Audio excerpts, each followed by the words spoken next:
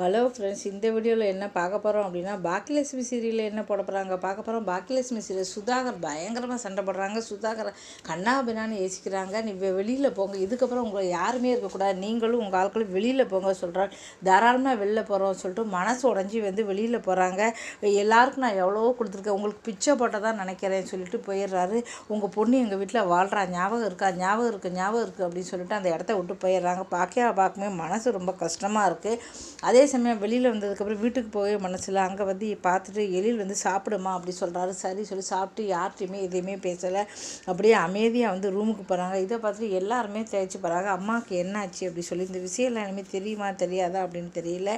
பாக்கியா அப்படியே கோபத்தில் இருக்காங்க.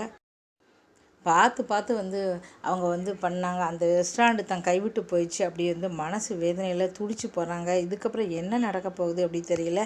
கண்டிப்பாக இனியாவுக்கு தெரிஞ்சால் பார்த்திங்கன்னா கண்டிப்பாக வேறு மாதிரி பண்ணுவாங்க. என்ன பண்ண போகிறாங்க, எப்படி மீட்டெடுக்க போகிறாங்க பார்க்கலாம்.